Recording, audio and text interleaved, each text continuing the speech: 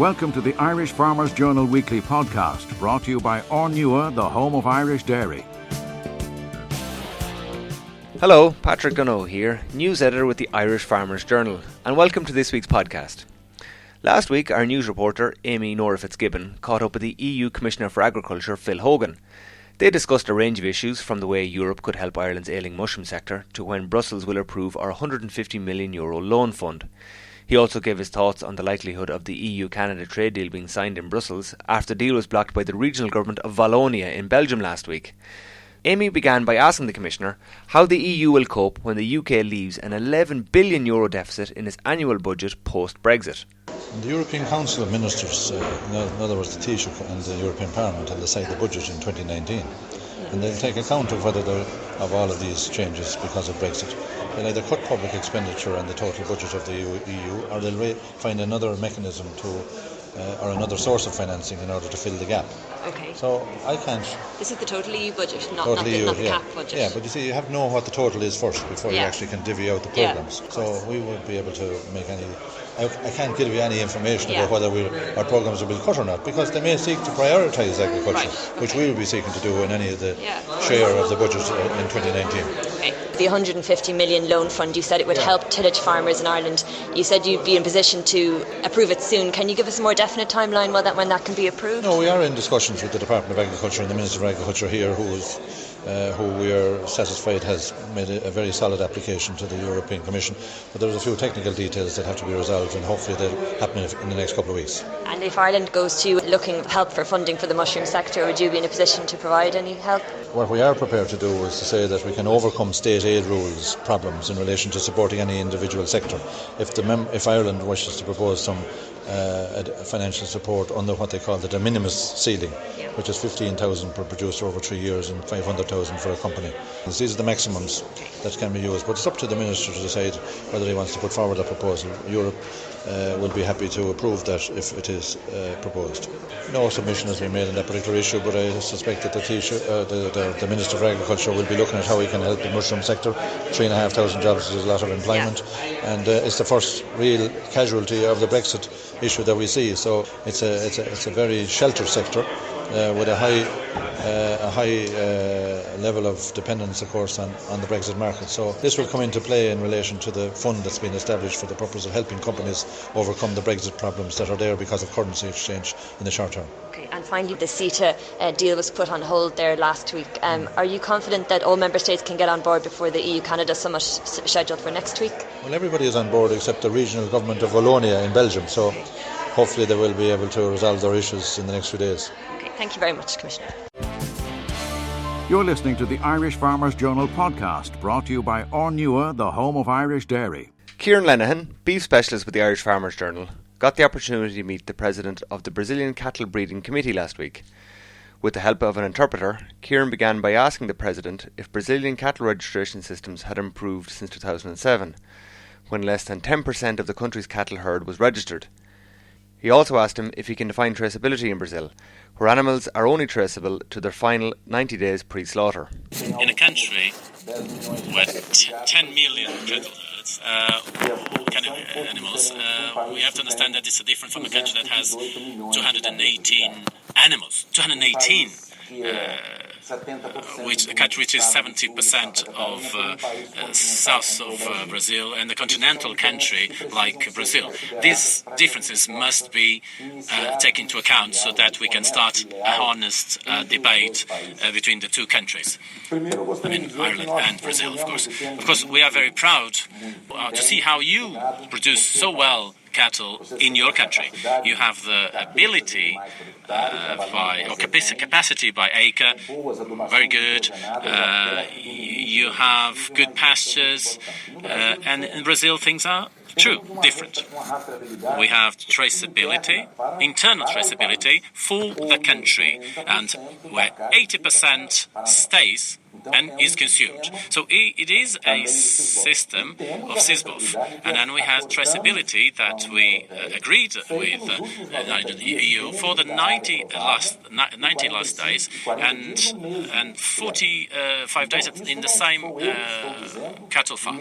So it's not me saying, or it's not just, this is agreement reached between the two countries, and we are, of course, complying, and of course, when we talk about all the cold stores, etc. So the meat that gets to, the beef that gets to the EU respects all the standards that are demanded by the EU. So you have to understand that it's not easy to have a traceability 100% the same way you can have here in Europe, because we have 218 million animals. But of course, we will talk about traceability, but we will also think about management platform of livestock, so that we can know where the animal has been in all the farms. And this is between our confederation, confederation and the government, and today we monitor. We do much better monitoring than we had in 2007 when we started all this process. So we developing ourselves positively to be able to understand where is each animal, where the animal is going, where was it slaughtered, and whatever happens in a continental country. I mean, in a country that has a continental size. I hope I answered your questions, but of course we can talk later afterwards. I was just interested as to why there was such big interest in the EU beef market when you were, I suppose, cracking open China and the US at the moment. Really lucrative, high volume markets. And also, what type of cuts would you be looking to send to the EU? What type of beef? Okay. I don't know if someone from representing the industry was here telling you which are the best parts of the meat of the animal is preferred here in the EU. I know that we send the best quality, noble parts for meat or beef coming from Brazil, and Russia is our biggest buyer. So they buy parts of the animal that do not arrive or reach the EU. So I don't know which parts of the animal reach the EU market, but I can tell you that and assure you that are very high quality and with traceability, of course. We hope that you're enjoying this Irish Farmers Journal podcast, brought to you by Ornua, the home of Irish dairy. Find out more at farmersjournal.ie. Ireland's most sustainable and efficient family farms were celebrated on Friday night at Borbia's Origin Green Sustainable Producer Awards. Our dairy editor Jack Kennedy caught up with three of the night's winners, Dermot Sherry, John Hannigan and John Joe O'Sullivan. He began by asking Dermot, winner in the liquid milk category, how happy he was to receive the award. I'm absolutely delighted to be even nominated by Patrick and to be here tonight to receive this award. I mean, you were up against stiff competition, and I mean there was a lot of good other entrants in the job. Tell me, what do you think pushed you across the line? Like, I would say a few small things was stocking rate. I'm very heavily stocked on a very hard hilly farm. One part of me grazing block is 0.9 of a mile away from the home house. The other thing I would say is with our rain or water harvesting is a massive advantage, cutting costs on the farm. So you're collecting water from all the shed roofs? Yes. And how are you using it? I'm using it on the washing of the parlour. Yep. I'm using it for spraying. I'm using it for washing machinery, and anything other than definitely on that front. Yeah. And how long have you been doing that? I put up the parlour 5 years ago, and it was the way the contour of the farm worked. I always wanted to collect rainwater. And do you find that it has reduced your electricity bills, is it, and water usage, obviously? Yes, without a doubt. Because I'm using my own well. I'd like to. The next step is to put in solar panels and the heat exchanger from the cooler. When do you plan to do that? Definitely when finances. But I have a brother involved in solar energy, so it's definitely down the road, probably this year or next year. Okay, and that's going to heat the water for the heater. For the heater. Yeah. At the moment, it's what you diesel or electric. Yeah. Okay. So that'll replace that. Yeah. Stocking rate's a massive thing. Putting more cows on the hectare. Early turnout. Yeah. And getting cows as many days on grass. So as you say, even though you're highly stocked, you're trying to make the best use of Grassland, effectively. And probably on very northerly farm, on hilly farm, definitely every day is a bonus. Yeah, so it's that little bit later turning out in the spring and that little bit earlier maybe coming in the autumn, probably. Definitely. I'd like to be out, even in February and stay out maybe roughly 15th, 20th of November. Okay, so you're getting quite a long grazing season in fairness there. definitely. I'd see a lot of them things as sustainable. Yeah. Dermot, best of luck for the future. Thanks very much, Jack. I'm here at the Board B Awards with John Hannigan from County Limerick, who has just claimed the Large Herd category award. John, you must be delighted to take this award home to Limerick. Oh, delighted, yeah. And I'm in shock, Jack, actually. Shock. The opposition was very strong. When they were reading out the other finalists, it was correct. Very strong opposition. You're right, yeah. The competition was strong here tonight. In terms of what do you think was the difference between what pushed you across the line and to head it up? You must be big into some of the stuff that's important for Board B in terms of the sustainability, in terms of conservation. Are you doing anything different on your farm, we'll say, do you think, compared to a lot of other farms? Well, the long grazing system, like we try. When are they getting out, John? Well, this year now they get out 23rd of January, and with just a long grazing season, then we'll try and hold out in November as long as we can. Okay. Yeah. And is as you say, is that typical of you? Is it kind of end of January, early February, right to the kind of end of November? That's usually, yeah. But I'm looking, the farm is relatively dry, so just make the most of it. Yeah. There's a lot of other suppliers supplying the Kerry group as well that maybe aren't as lucky in terms of the dry land. That's right, but, right, and in terms of the cow type, John, I mean, you'd be synonymous for breeding the bull HMY, the bull coat HMY High Mount Kenny. I suppose you were delighted to get HMY when he came up and to deliver him, and the rest of the dairy farmers of Ireland have used him. Have you another HMY coming? I'd love to have him, Jack. I'd love to, but I use a share of the New Zealand breeding in the beginning, like Keys and Hugo and Jordanair and Supersonic, and they seem to work very well in large situation. Are you still using that type of high EBI genetics, or have you moved on to anything else? No, it's still same black and white. Same black and white. Maybe I'm going against the grain. That way some people like to crossbreed, but I think I'll keep their black and white. Okay. Yeah. And they're delivering for you, obviously. Like you're doing what kind of milk solids and what kind of a meal input? Meal input about 550 kgs a year. Yeah. And milk solids then? Solids would be what, 450, 460 a year. Delivered into Kerry Group. Protein last year was 366. On average for the year. What will be this year? Up or down? Just back slightly, back 0.03. It seems to be across the way. Across the board. Well, Grass was a bit strong in mid-season, and and April was a bad month as well, and March. John, well done. Best of luck for the future. Thank you, Jack. I'm here with John Joe O'Sullivan from supplying Lissavard Co-op down in West Cork. John Joe has just picked up the medium category award winner. John Joe, you must be very pleased to take home this award to West Cork. Yeah, I think it's a great achievement, Jack. It's a big honour to be here, and even to come first is a bigger honour. Correct. So I'm very, very happy with my award. You must be delighted. What do you think pushed you ahead of the other category? Because there's strong competition in that category, like a lot of the other category awards. Yeah, well, I think, Jack, everything in the farm is done attention to detail. We have a lot of biodiversity on the farm, and we include clover in the sward, which increases production, and it also helps biodiversity through beekeeping and honey. Correct, which is very important, and we've seen a lot in the last number of years the bee population coming down. In terms of the clover, a lot of farmers give out about the clover, John Joe, in terms of the problems with bloat and picking up the odd cow that maybe dead in the morning. Do you have any such problems, or how do you manage the bloat question? Yeah. I think the problem with bloat, how to manage the clover is very important, because when you leave cows into a clover sward, they must be not empty, as full as possible. Yes. And we'll have no problem, because once they're their first feed, they're okay. Okay. Yeah. And would you use the strip wire? You'd hear a lot of talk of people using the strip wire so that to force the cows down into the sward. Would you be a fan of using the strip wire to so that they graze down right down to the base of the sward? Yeah. No, we use a leader follower system. The cows graze first, and the replacement heifers follow up to mop up. So that's how we use our system.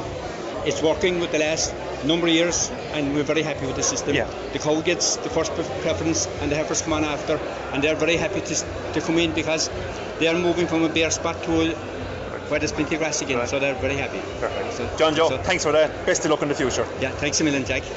The Irish Farmers Journal Weekly Podcast, brought to you by Ornua, the home of Irish dairy. Farmers in the northwest are moving forward with plans to implant GPS trackers in sheep in order to deter thieves and help restock hill land and commonage to manage vegetation. Our Northern Ireland correspondent Peter McCann met up with County Donegal vet Gerald Roarty to find out more. Well, Peter, one of the big challenges to restocking the uplands, restocking our mountains and hills with sheep, is the amount of sheep theft. Unfortunately, enough of it isn't actually reported to the guards because guys are just that cynical that they feel quite rightly there's so little the guards can do.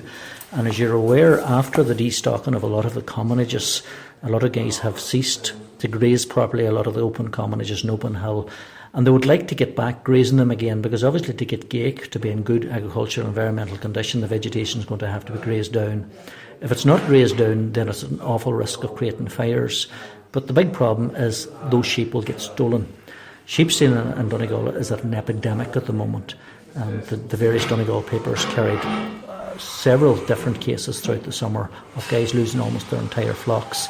So what we discussed tonight was, first of all, there's totally a lack of deterrent insofar as sometimes judges give fines as small as €200. And we're trying to devise a deterrent to stop guys stealing sheep. So we've been talking to an English company that are very close to designing a product that we can implant subcutaneously under the skin of a sheep. It'll act as a sentinel animal. It won't go into the food chain.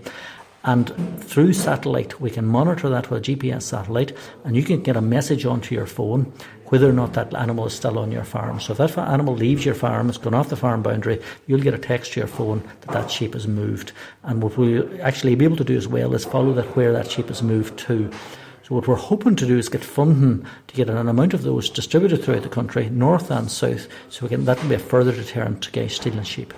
Sure, as far as a battery for that device in the sheep, how is that powered? Well, the one that's on the market at the moment is solar powered, and that has basically it's everlasting because it's continually replenished. The one that we're looking at will still have an active life of about 40 hours usage. Now, the app that we're looking at will mean again that it's almost an infinite life because it'll only actually be activated whenever it crosses a boundary. In other words, it'll not give you a signal, it'll not actually work when the sheep is grazing on your hill. You could have a situation if you wanted to replenish the battery that it'll give you a message every day, but the problem with that is you'd have to recharge the battery. If you wanted to sew one onto the sheep's fleece, or if you want to put it on the collar, or if you want to put it on the horn of a ewe, you could have one that would be solar powered, and again that will be everlasting. The one that we're looking at for thieves, so they won't actually know where it is, as I say, will go in under the skin of the ewe, but it will give you a message when the ewe has been stolen, and then it'll give you a message every hour over the next 40 hours as to where that ewe has been taken, and that'll give you an opportunity to notify the police or the guards. As far as prices go, Gerda, have you any idea at this stage? Did the company give you any indication of price per? No, because what we're doing, this is cutting edge technology, and it's come massively down in price. So what we're doing now is we're looking to a number of funders. The Sheep Forum in Europe being one of them, Leader here in the Department of Agriculture is another, Peace 4 is another one, to fund maybe 50 to 100 of them. Obviously, the more we can order, the cheaper they'll be. If we can order maybe anything up to 100, they could work out at 200 per lamb. And the idea as well is they can be salvaged again and reused again. So as far as some of the land not being grazed, as you said, Jared, it isn't in good agriculture and environmental condition. Is that affecting farmers' payments? The big difficulty in Donegal is that particularly in the blue stacks and the dairy Veas, where you're afraid of getting your sheep stolen, a fella could have maybe a couple of 100 acres of a hill that he could be lifting single farm payments on, and he's reluctant, or maybe he doesn't put the maps in for that ground because he can't graze it. The vegetation is overgrown, it's not in gake. But more important in terms of the public good, there's that danger then that there's going to go on fire. And several of the fires that have happened in Donegal over the last year have happened because that vegetation has been overgrown. You're listening to the Irish Farmers Journal podcast, brought to you by Ornua, the home of Irish dairy. Is it too late to begin thinking about grassland management now for next spring? This is the question that our beef specialist Kieran Lenihan put to Mike Egan, grassland specialist with Teagasc, during a walk on Billy Glasheen's farm in Tipperary this week. Yeah, and so it's a very good question, but I suppose the big thing is that what we've been speaking about here today in terms of the autumn planner and reaching the targets from the start of October and grazing 60% of your farm up until the 1st of November, and then remaining 40% in the first 2 to 3 weeks of November. And when you talk about these figures, most farmers say, oh, it's now the 26th, 27th of October that I have missed this deadline from the 2nd of November. Most of these farmers have been grazing for the past 3 to 4 weeks, and they have grazed a certain portion of their farm over the course of October so far.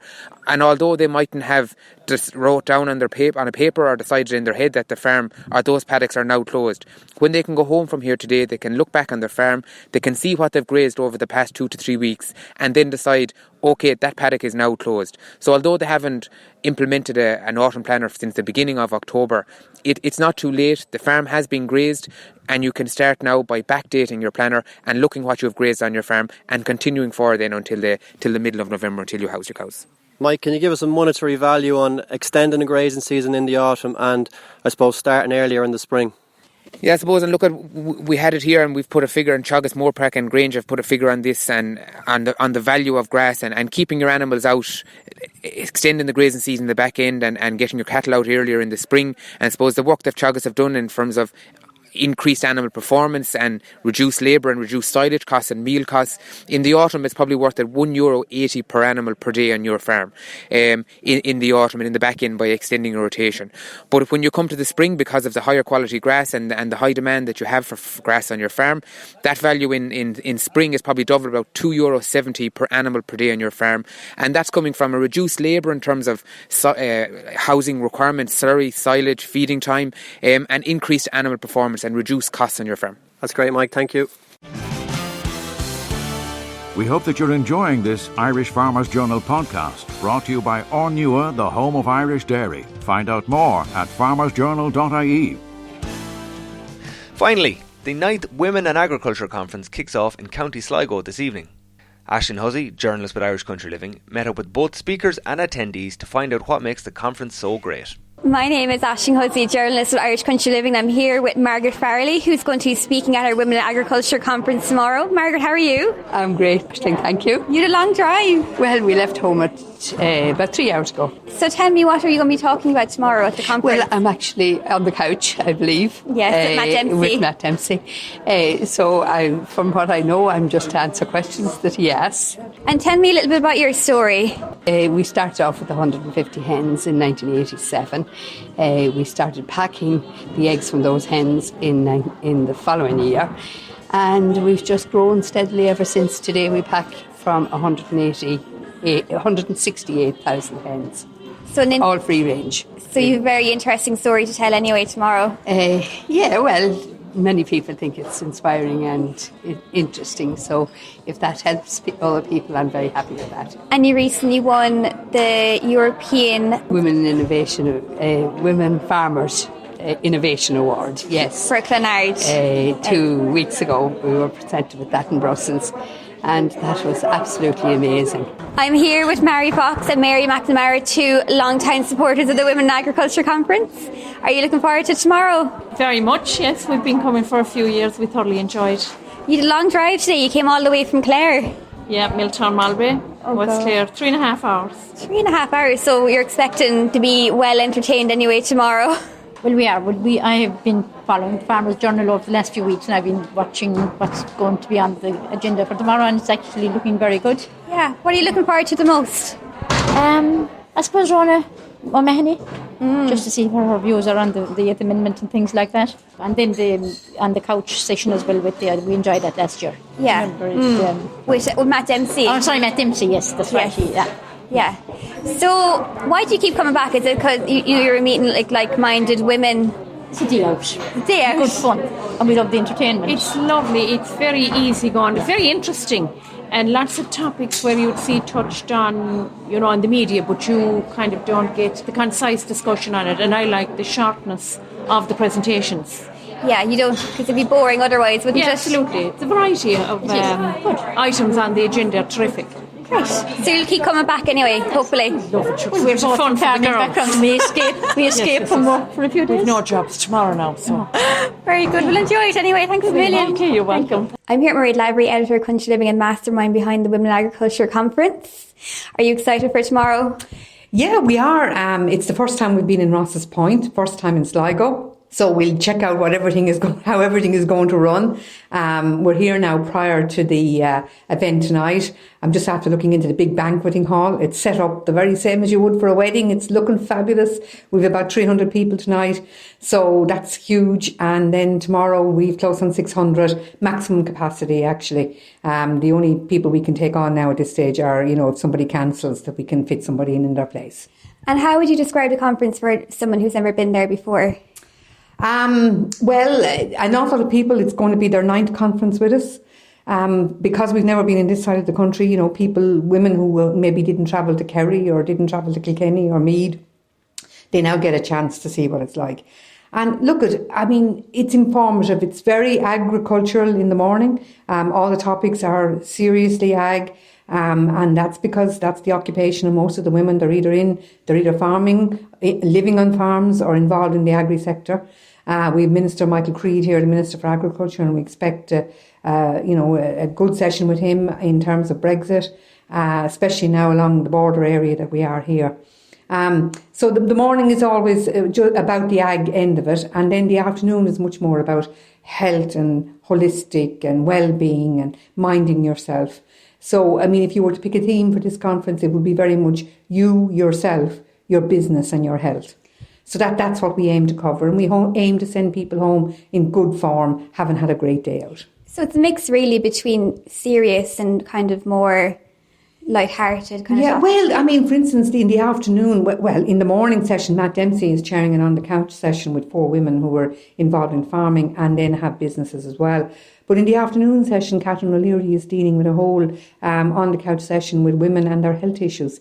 And it's stuff like diabetes, it's high blood pressure, it's cholesterol, it's threatened cancer or actual cancer and how people got through it. So, it's encouraging people to talk and talk up and talk out. All the issues really are pretty serious.